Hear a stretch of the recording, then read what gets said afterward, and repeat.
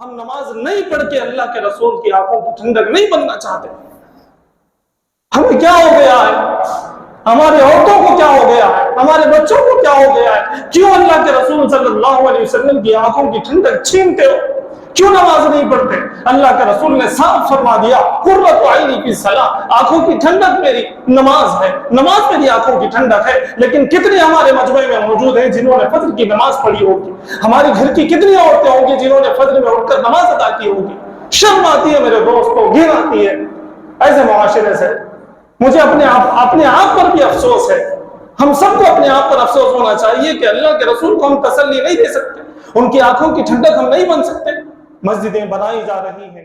رب اشرح لي صدري ويسر لي امري واحلل عقدة من لساني يفقهوا قولي. اللهم صل على محمد وعلى آل محمد كما صليت على إبراهيم وعلى آل إبراهيم إنك حميد مجيد.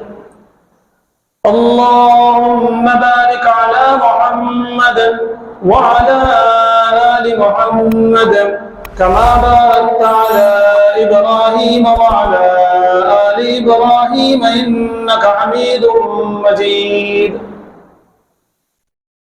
محترم بزرگوں اور ملت کے نوجوانوں،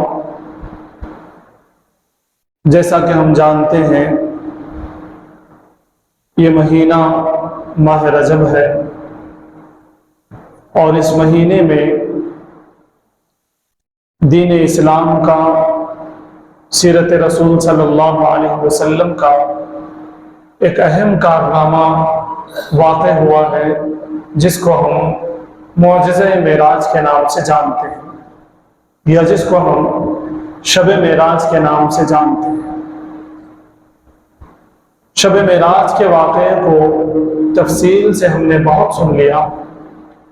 میں سمجھتا ہوں کہ ہم میں سے ایک کو معجزہ معراج کے ایک پہلو کے بارے میں باضابطہ معلومات ہیں، سب ہم جان چکے ہیں. ہر سال شب معراج کے موقع پر رات بھر یا کم سے کم 2 گھنٹے ہم لوگ اس پر بیان سنتے ہیں اور ہم لوگ سناتے ہیں. لیکن آج کے اس خطاب میں ہم نے سوچا کہ واقع معراج کے وجوہات کو بیان کریں کہ واقع معراج پیش آنے کی وجہ کیا تھی، اور اگر وقت ہوگا تو واقع معراج کے پیغام کو اور اس کے تقاضوں کو بھی انشاءاللہ بیان کیا جائے گا. اگر وقت ناکافی ہوگا تو آئندہ جمعہ میں واقع معراج کے 2 تقاضے ہوں گے، اس پہ انشاءاللہ بات ہوگی. کوشش یہ کی جائے گی کہ آج ہی مکمل کیا جائے. بہرحال ملت کے نوجوانوں اور بزرگوں، رسول پاک صلی اللہ علیہ وسلم کی سیرت میں آپ صلی اللہ علیہ وسلم کی پوری زندگی میں واقع معراج کا بڑا اہم رول ہے. تو اس کی وجہ جاننے کے لیے ہم پیچھے چلتے ہیں رسول پاک صلی اللہ علیہ وسلم کی ولادت پر. اللہ کے رسول صلی اللہ علیہ وسلم کی ولادت سے پہلے آپ صلی اللہ علیہ وسلم کے والد محترم کو دنیا سے اٹھا لیا گیا. آپ صلی اللہ علیہ وسلم یتیم پیدا ہوئے.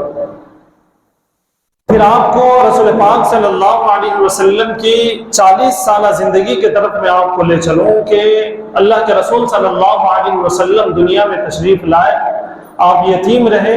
چند سال بعد اللہ کے رسول صلی اللہ علیہ وسلم کی والدہ کا انتقال ہوا، جو آپ کی پرورش کر رہے تھے، دیکھ ریکھ کر رہے تھے. پھر حضرت عبد المطلب نے آپ کو سنبھالنے کی کوشش کی، آپ کی دیکھ ریکھ کی، اور بڑے نازوں سے نخروں سے اللہ کے رسول صلی اللہ علیہ وسلم کو پالا پوسا اور بڑا کیا. لیکن چند سالوں میں حضرت عبد المطلب کا بھی انتقال ہو گیا. پھر حضرت ابو طالب نے آپ صلی اللہ علیہ وسلم کی ذمہ داری لی، اور ان کی خوش قسمتی کہ اللہ کے رسول صلی اللہ علیہ وسلم ان کے زیر نگاہ آئے اور ان کی پرورش میں آئے. میں سیدھا 40 سال کی عمر تک چلوں اس 40 سال عمر میں اللہ کے رسول صلی اللہ علیہ وسلم مکے والوں کے اندر بہت مقبول تھے، بہت محبوب تھے۔ آپ صلی اللہ علیہ وسلم کو ہر کوئی پسند کرتا تھا۔ آپ صلی اللہ علیہ وسلم کو یہ کہتے تھے کہ یہ صادق ہیں، یہ امین ہے، انہوں نے کبھی جھوٹ نہیں بولا، انہوں نے کبھی دغا بازی نہیں کی، کبھی بے وفائی نہیں کی، یہ بڑے بڑے بہترین نوجوان ہیں، ان جیسا نوجوان ہمارے پورے شہر میں، پورے ملک میں کوئی نہیں ہے۔ اللہ کے رسول صلی اللہ علیہ وسلم کو بہت مانتے، یہاں تک روایتوں میں آتا ہے کہ اپنی لڑکیوں کو اللہ کے رسول صلی اللہ علیہ وسلم کے گھر پر امانتاً رکھتے اور سفر پہ چلے جاتے کہ ان کے پاس کوئی غلط نگاہ بھی نہیں ڈال سکتا، یہ امانت دار ہے۔ اپنا مال بھی رکھتے، سب کچھ رکھتے اللہ کے رسول صلی اللہ علیہ وسلم کے پاس۔ یہ ان 40 سالوں میں اللہ کے رسول کا یہ سٹیٹس تھا، یہ مقام تھا، یہ اہمیت تھی اللہ کے رسول صلی اللہ علیہ وسلم کی۔ میں آپ کو بتاتا چاہوں کہ میں واقع معراج کی وجہ سمجھانے اور بتانے کی کوشش کر رہا ہوں۔ پھر جیسے ہی اللہ کے رسول صلی اللہ علیہ وسلم پر قرآن نازل ہوا، آپ کو نبی بنایا گیا، 40 سال کی آپ کی عمر تھی، اللہ کے رسول صلی اللہ علیہ وسلم کو حکم ہوا کہ علی الاعلان کہہ دیں، سب کے سامنے اعلان کر دیں کہ میں اللہ کا نبی ہوں، مجھ پر قرآن نازل ہوتا ہے، میرے پاس جبرائیل آتے ہیں، میں اللہ کا نبی ہوں، مجھے رسول مانو، مجھے نبی مانو تو تم کامیاب ہو جاؤ گے، ورنہ کامیاب نہیں ہوگے۔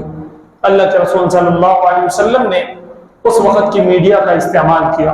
اس وقت کا میڈیا کیا تھا؟ ایک پہاڑ تھا، اس پر چڑھا جاتا اور وہاں سے اعلان کیا جاتا کہ جو بھی اہم اعلان ہوتا وہاں سے کیا جاتا۔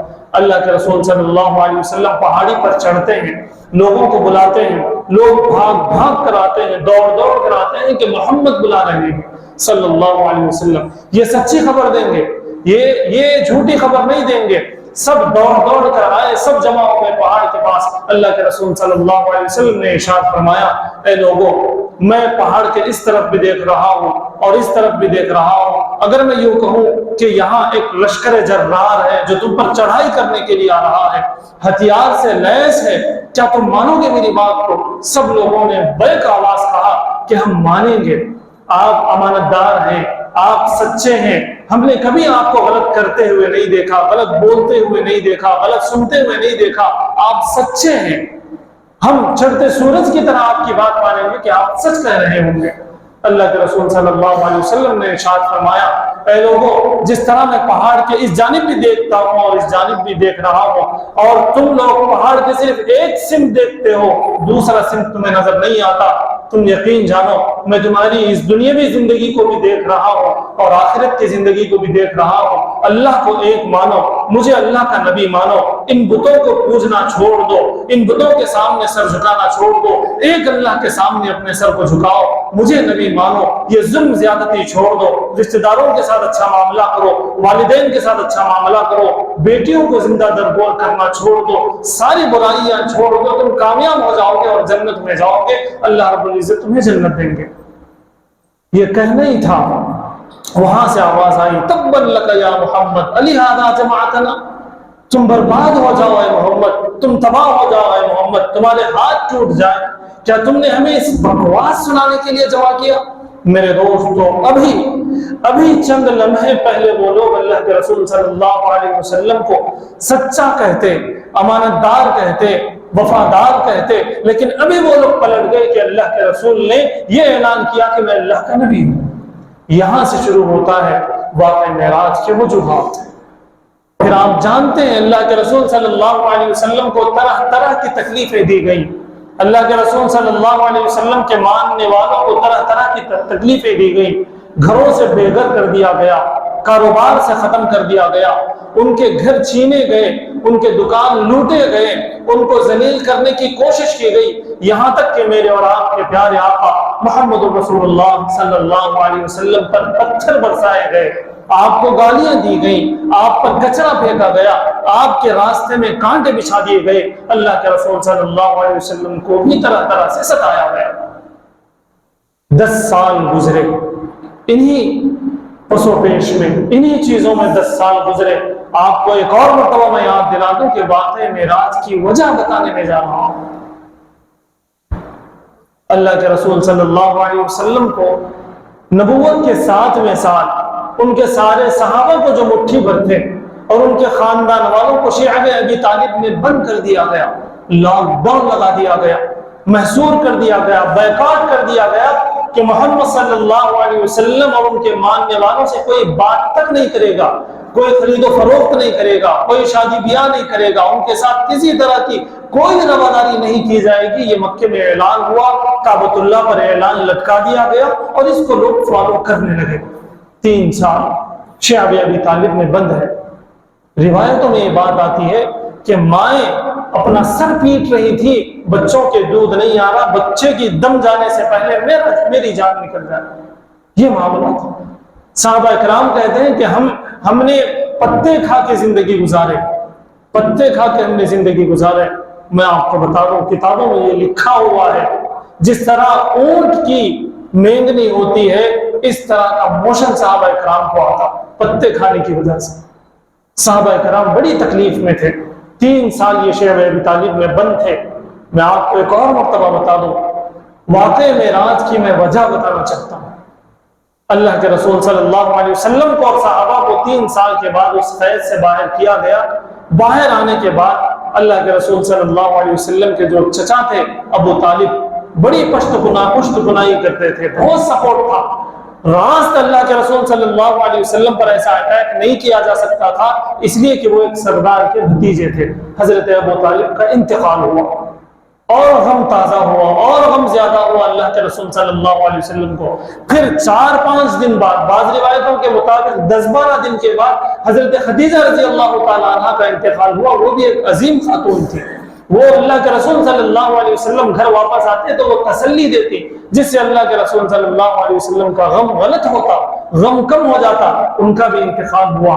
ایک تو 10 سال سے ستایا گیا، دوسرے 3 سال قید میں رکھا گیا، تیسرے حضرت ابو طالب کا انتقال ہوا، چوتھے حضرت خدیجہ رضی اللہ تعالیٰ عنہ کا انتقال ہوا۔ اللہ کے رسول صلی اللہ علیہ وسلم نے طائف کا سفر فرمایا، یہ سوچ کر کہ مکے میں اب کوئی سن رہا نہیں، سب تکلیف دے رہے، چلو طائف میں جا کے وہاں پر لوگوں کو بتاتے ہیں، شاید وہاں کے لوگ مان لیں۔ تاریخ سے یہ بات ثابت ہوتی ہے کہ مکہ مکرمہ کے سمجھدار لوگوں کے بعد، ایجوکیٹڈ لوگوں کے بعد، اچھے لوگوں کے بعد طائف ایک ایسا شہر تھا جہاں پر بھی اچھے لوگ موجود تھے۔ اللہ کے رسول صلی اللہ علیہ وسلم نے وہاں کا سفر کیا، لیکن وہاں سے بھی نامراد لوٹے۔ میرے پاس وقت نہیں ہے کہ میں طائف کی کارکردگی آپ کے سامنے بتاؤں، وہاں کی رودات آپ کے سامنے رکھوں، وقت اجازت نہیں دیتا۔ وہاں سے اللہ کے رسول صلی اللہ علیہ وسلم کو پتھر مار مار کے باہر کر دیا گیا، آپ کا جسم لہو لہان ہو گیا، آپ کا جسم خون سے تربتر ہو گیا۔ حضرت زید آپ کے ساتھ تھے، انہوں نے کندھا دیا، آپ صلی اللہ علیہ وسلم کو گھسیٹ کے گویا کہ وہاں سے لایا اور مکہ مکرمہ پہنچایا۔ وہاں سے بھی نامراد اللہ کے رسول لوٹے۔ میرے دوستوں، میرے نوجوانوں، میں واقعہ معراج کی وجہ بتانا چاہتا ہوں۔ اللہ کے رسول صلی اللہ علیہ وسلم کو، صحابہ کو 10 سال تک ستایا گیا، رلایا گیا، ہر ظلم کیا گیا۔ پھر اللہ کے رسول کو اور ان کے چاہنے والوں کو، ان کے ماننے والوں کو شیعہ ابی طالب میں بند کر دیا گیا، قید کر دیا گیا، بیکاٹ کر دیا گیا، لاک ڈاؤن لگا دیا گیا۔ پھر اللہ کے رسول صلی اللہ علیہ وسلم کے جو چچا سردار تھے ان کا انتقال ہوا، اس کا بڑا گہرا اثر مسلمانوں پر پڑا۔ حضرت خدیجہ کا انتقال ہوا، اس کا بڑا اثر اللہ کے رسول پر پڑا۔ پھر اللہ کے رسول نے طائف کا سفر کیا، وہاں سے بھی نامراد لوٹنا پڑا۔ اللہ کے رسول صلی اللہ علیہ وسلم کا دل رنجیدہ تھا، آپ مغموم تھے، آپ کا دل رو رہا تھا، کلیجہ تڑپ رہا تھا، آپ پریشان تھے۔ اللہ کے رسول صلی اللہ علیہ وسلم کے گھر پر، ام ہانی کے گھر پر آپ صلی اللہ علیہ وسلم موجود تھے، براق لے کر حضرت جبرائیل آپ پہنچتے ہیں۔ بعض روایتوں کے مطابق 50,000 فرشتے ساتھ تھے۔ اللہ کے رسول صلی اللہ علیہ وسلم کا استقبال ہوتا ہے، آپ کو براق پر بٹھایا جاتا ہے۔ آپ جانتے ہیں سارا واقعہ، میں اس طرف جانا نہیں چاہتا۔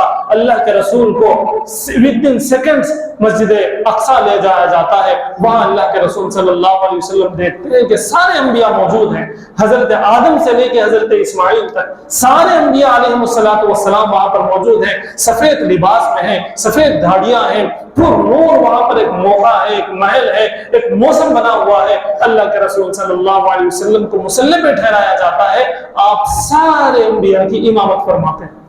میرے دوستو، یہ سب کیوں ہو رہا ہے؟ یہ براق کا آنا، اتنی تیزی سے اللہ کے رسول کو اقصی لے جانا، وہاں سارے انبیاء کو جمع کرنا، اللہ کے رسول سے امامت کروانا، یہ ساری چیزیں اس لیے ہو رہی ہیں کہ اے محبوب، یہ دنیا والے چاہے آپ کو جتنا ستائیں، آپ کو جو کچھ کر لیں، لیکن آپ کا رب آپ کے ساتھ ہے۔ آپ تسلی رکھیں، آپ اطمینان رکھیں، آپ دل برداشتہ نہ ہو جائیں، آپ سکون میں رہیں۔ یہ گویا کہ ٹرپ تھی، یہ گویا کہ اللہ کے رسول صلی اللہ علیہ وسلم کا ایک ایسا ٹور تھا جس میں اللہ رب العزت آپ کو مطمئن کرنا چاہتے تھے، آپ کو بتانا چاہتے تھے کہ آپ کا مقام کیا ہے۔ وَرَفَعْنَا لَكَ ذِكْرَكَ، یہ لوگ چاہے آپ پر پتھر برسائیں، یہ لوگ چاہے آپ پر اوجھڑی رکھیں، چاہے کچرا پھینکیں، چاہے آپ کے قدموں میں یہ لوگ کانٹے بچھا دیں، لیکن اے محمد صلی اللہ علیہ وسلم، ہم آپ کے قدموں میں فرشتوں کے پر بچھاتے ہیں، ہم آپ کو آسمانوں میں لے چلتے ہیں، ہم آپ کو جنت کی سیر کراتے ہیں، آپ دل برداشت نہ ہو۔ وَوَضَعْنَا عَنْكَ وِزْرَكَ الَّذِي أَنقَضَ ظَهْرَكَ، اللہ رب العزت نے ارشاد فرمایا کہ آپ پر جو بوجھ ہے ان کے ستانے کا، ہم اسے ختم کر دیں گے، ہم اسے نیست و نابود کر دیں گے، آپ بے فکر رہیں۔ آپ کی شان تو ورفعنا لک ذکرک ہے، اللہ رب العزت نے اتنی شان بلند کی، اتنی شان بلند کی۔ آپ کو میں بتا دوں کہ پوری دنیا میں ہر لمحہ اللہ کے رسول صلی اللہ علیہ وسلم پر درود بھیجا جاتا ہے۔ اشہد ان لا الہ الا اللہ کے ساتھ اللہ رب العزت نے اشہد ان محمد رسول اللہ جوڑ دیا ہے، اور وہ پورے ورلڈ میں، پوری دنیا میں ہر سیکنڈ اذان ہوتی ہے تو اللہ کے رسول کا نام بلند ہوتا ہی چلا جاتا ہے۔ پھر اللہ کے رسول کو وہاں سے آسمانوں میں لے جایا گیا، ایک ایک آسمان کا دربان پوچھتا کون ہے؟ حضرت جبرائیل کہتے کہ میں جبرائیل ہوں۔ پھر ان سے پوچھا جاتا کہ آپ کے ساتھ کون ہے؟ حضرت جبرائیل فرماتے میرے ساتھ محمد رسول اللہ صلی اللہ علیہ وسلم ہے، ان کو آسمانوں کی سیر کے لیے بلایا گیا ہے، یہ اسپیشل گیسٹ ہیں، یہ سدرۃ المنتہا سے آگے پہنچنے والے ہیں، یہ اللہ سے قریب ہونے والے ہیں کہ جتنا قریب آج تک کوئی نہ ہوا، یہ اللہ کو بغیر پردے کے دیکھنے والے ہیں کہ آج تک کسی نے نہیں دیکھا۔ میرے دوستو، ہر آسمان پر، ساتوں آسمانوں میں یہ بات ہو رہی ہے۔ یہ بات کیوں ہو رہی ہے؟ تاکہ اللہ کے رسول سنیں اور ان کو تسلی ہو۔ دنیا والے چاہے جو کر لیں، اے محمد صلی اللہ علیہ وسلم، آپ کا مقام تو وہ ہے کہ ہم آپ کو آسمانوں پر بلا رہے ہیں۔ سدرۃ المنتہا کے آگے، سدرۃ المنتہا پر جب پہنچے، جبرائیل نے کہا کہ اللہ کے رسول آپ تشریف لے جائیں، یہاں سے آگے ہم نہیں آ سکتے۔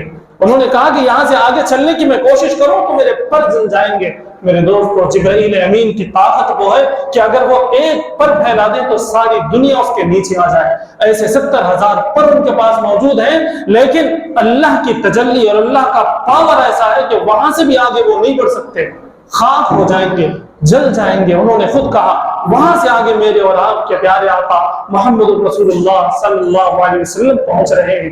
بعض روایتوں میں یہ بات آتی ہے، مجھے نہیں معلوم حقیقت ہے یا نہیں ہے، لیکن بعض روایتوں میں یہ بات آتی ہے کہ اللہ کے رسول اپنے نالین اتارنے کی کوشش کر رہے تھے، صدا آئی، آواز آئی کہ اے پیارے، اے محمد صلی اللہ علیہ وسلم جوتیوں سمیت آ جائیں۔ یہ اللہ کے رسول کا درجہ، یہ اللہ کے رسول صلی اللہ علیہ وسلم کو تسلی دینے کی بات۔ ثم دنا فتدلى، اللہ کے رسول صلی اللہ علیہ وسلم کو اور قریب بلایا گیا، اور قریب بلایا گیا، اور قریب بلایا گیا، سامنے بلایا گیا، اور پردے ہٹا دیے گئے۔ اللہ کے رسول نے دیدار فرمایا اللہ کا جاگتے ہوئے، اور آپ کو تسلی ہوئی، آپ کو سکون ہوا۔ طائف والوں نے جو ستایا، مکے والوں نے جو ستایا، ان کے اہلیہ کا جو انتقال ہوا، ان کے چچا کا جو انتقال ہوا، اس سارے غم کو اللہ کے رسول صلی اللہ علیہ وسلم نے بھلا دیا۔ اللہ کے رسول کو تسلی ہوگی، اللہ کے رسول نے جان لیا کہ کیا مقام میرا ہے اللہ کے پاس۔ میرے دوست کو بلانے کے بعد اللہ رب العزت نے ان کو کیا دیا؟ نماز کا تحفہ دیا۔ یہ ہے پیغام۔ بہت سارے پیغامات ہیں معراج کے، ان میں سے ایک اہم پیغام جو راست دیا گیا، میں آپ کو بتا دوں کہ سارا قرآن زمین پہ نازل ہوا، سارے احکامات زمین پہ نازل ہوئے۔ اللہ نے کہا کہ والدین کا احترام کرو، زمین پہ پیغام آیا۔ اللہ نے کہا کہ بچوں کی اچھی تربیت کرو، زمین پہ یہ پیغام آیا۔ اللہ نے پڑوسیوں کے احکام بھیجے، زمین پہ آیا۔ سارے احکامات میرے دوست تو زمین پر آئے، لیکن نماز ایک ایسی چیز ہے جس کا پیغام اللہ نے اپنے حبیب کو بلا کر عطا کیا۔ اور اللہ کے رسول نے کیا فرمایا؟ قرۃ عینی فی الصلاۃ، نماز میں میری آنکھوں کی ٹھنڈک ہے۔ نماز کی بڑی اہمیت ہے۔ معراج کا ایک پیغام، معراج کا ایک مقصد میرے دوستو، معراج کا ایک تقاضا نماز ہے، نماز پنج گانا۔ اور میرا اور آپ کا کیا حال ہے؟ ہماری مسجدیں کتنی ویران ہیں، ہمارے گھر میں خواتین موجود ہیں، لیکن قبرستان جیسا ہمارا گھر بنا ہوا ہے. ہماری عورتوں کو نماز پڑھنے کی کوئی ضرورت نہیں، ہمارے بچوں کو نماز پڑھانے کی کوئی حاجت نہیں، ہمارے نوجوانوں کو نماز پڑھنے کا کوئی شوق نہیں. یہ وہ نماز ہے جس کو اللہ رب العزت نے اپنے پاس بلا کر دیا، اللہ کے رسول کی تسلی کے لیے دیا. اللہ کے رسول نے صاف فرمایا قرۃ عینی فی الصلاۃ، نماز میں میری آنکھوں کی ٹھنڈک ہے. میں بڑی بات کہنے جا رہا ہوں، آپ دل تھام کے بیٹھے. میرے دوستوں، میرے نبی کو لوگوں نے کچرا پھینک کر ستایا اور تکلیف دی، گردن پہ اوجری رکھ کر تکلیف دی، ان کی اولاد کو طلاقیں دی گئی، ان کے صحابہ کے سے گھر چھینا گیا، ان کے صحابہ کو گھر سے باہر کر دیا گیا. بہت تکلیفیں ان لوگوں نے دی، اور ان لوگوں نے اللہ کے رسول کو تسلی دینا نہیں چاہتے تھے، خوش کرنا نہیں چاہتے تھے. اور آج میں اور آپ بڑی بات کہہ رہا ہوں، ہم نماز نہیں پڑھ کے اللہ کے رسول کی آنکھوں کی ٹھنڈک نہیں بننا چاہتے. ہمیں کیا ہو گیا ہے؟ ہماری عورتوں کو کیا ہو گیا ہے؟ ہمارے بچوں کو کیا ہو گیا ہے؟ کیوں اللہ کے رسول صلی اللہ علیہ وسلم کی آنکھوں کی ٹھنڈک چھینتے ہو؟ کیوں نماز نہیں پڑھتے؟ اللہ کے رسول نے صاف فرما دیا قرۃ عینی فی الصلاۃ، آنکھوں کی ٹھنڈک میری نماز ہے، نماز میری آنکھوں کی ٹھنڈک ہے. لیکن کتنے ہمارے مجمع میں موجود ہیں جنہوں نے فجر کی نماز پڑھی ہوگی؟ ہماری گھر کی کتنی عورتیں ہوں گی جنہوں نے فجر میں اٹھ کر نماز ادا کی ہوگی؟ شرم آتی ہے میرے دوستوں، گھن آتی ہے ایسے معاشرے سے. مجھے اپنے آپ پر بھی افسوس ہے. ہم سب کو اپنے آپ پر افسوس ہونا چاہیے کہ اللہ کے رسول کو ہم تسلی نہیں دے سکتے، ان کی آنکھوں کی ٹھنڈک ہم نہیں بن سکتے. مسجدیں بنائی جا رہی ہیں، اے سی لگائی جا رہی ہے، ہر طرح کا اہتمام کیا جا رہا ہے، لیکن مسجدیں آباد نہیں ہیں. میری بس یہ گزارش ہے شب معراج اور معراج کے واقعے سے کہ نماز کو ہم لازم کر لیں، ہم پکڑ لیں، اللہ کے رسول صلی اللہ علیہ وسلم کی آنکھوں کی ٹھنڈک کرنے کی کوشش کریں، تسلی دینے کی کوشش کریں. اللہ تعالیٰ سے دعا ہے کہ اللہ تعالیٰ ہمیں ان تمام باتوں کو سننے سے زیادہ عمل کرنے کی توفیق عطا فرمائے، اور ہم میں سے ہر ایک کو یہ وعدہ کر کے اٹھنے کی توفیق عطا فرمائے کہ آج سے ایک بھی نماز ہماری نہیں چھوٹے گی. وآخر دعوانا الحمدللہ رب العالمین.